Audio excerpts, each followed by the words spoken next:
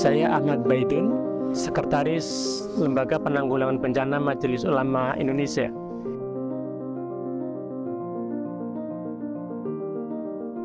Bencana dalam perspektif Islam itu adalah merupakan ujian. Allah memberikan ujian, memberikan cobaan kepada umat manusia, dan kemudian itu kemudian menjadi tolak ukur apakah manusia itu bersabar apa tidak.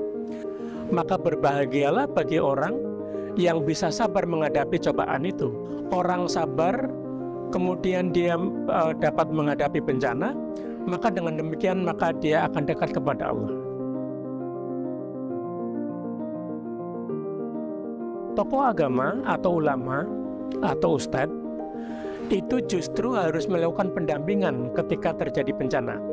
Umat yang terjadi bencana, dia stres, dia ada tekanan, dia gelisah, dia kalut pikirannya, dan untuk itu maka perlu ada dukungan.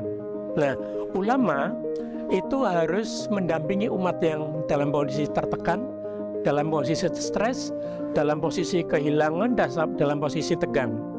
Dengan demikian maka fungsi-fungsi sebagai individu itu berjalan.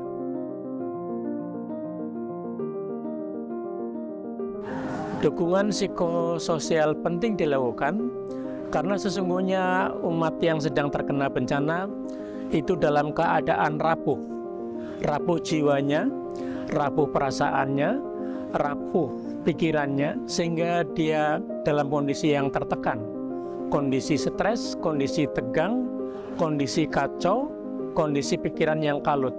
Nah, dalam kondisi-kondisi seperti itu maka penting untuk diberikan pendampingan. Nah, siapa yang mendampingi yang bagus adalah ulama. Ulama, ustadz, kiai, tokoh agama itu perlu mendampingi umat yang sedang mengalami kondisi tertekan seperti itu.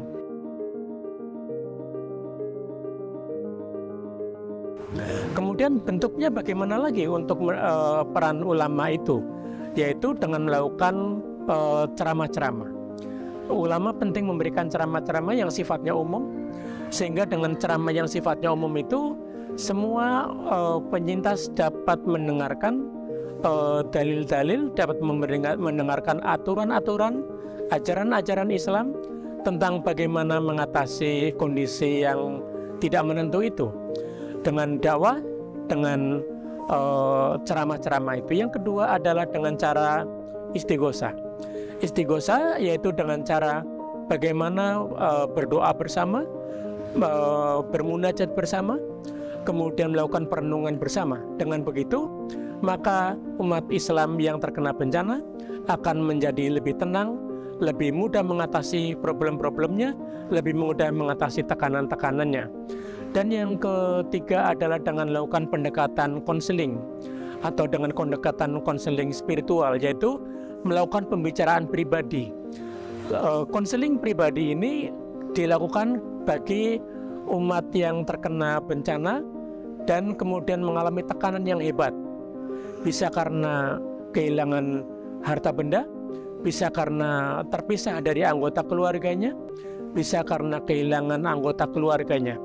Nah, dengan demikian maka untuk kasus-kasus seperti ini butuh pendampingan personal. Nah, ulama, ustadz atau kiai atau imam itu perlu memberikan pendampingan personal kepada penyintas yang memiliki karakter tekanan yang hebat itu.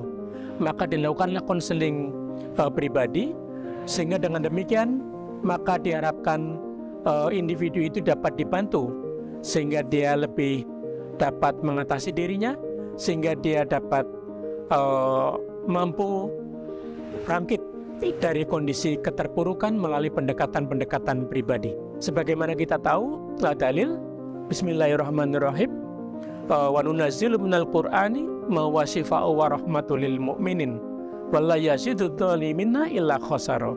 Ulama dengan kekuatan Al-Qur'an, dengan ayat-ayat Al-Qur'an memberikan peringatan kepada setiap penyintas bahwa harus kembali kepada ayat-ayat Allah, harus membaca ayat-ayat Allah, dan dengan membaca itu dengan zikrullah itu, maka hati menjadi tenang.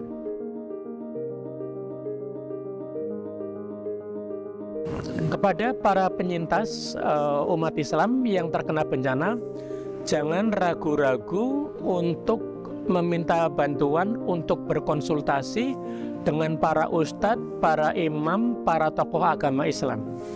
Karena apa? Karena tokoh-tokoh agama Islam, para ulama, para imam itu akan senang sekali untuk membantu ketika umat sedang mengalami bencana. Sehingga dengan konsultasi itu insya Allah masalah ketika terjadi bencana itu bisa teratasi.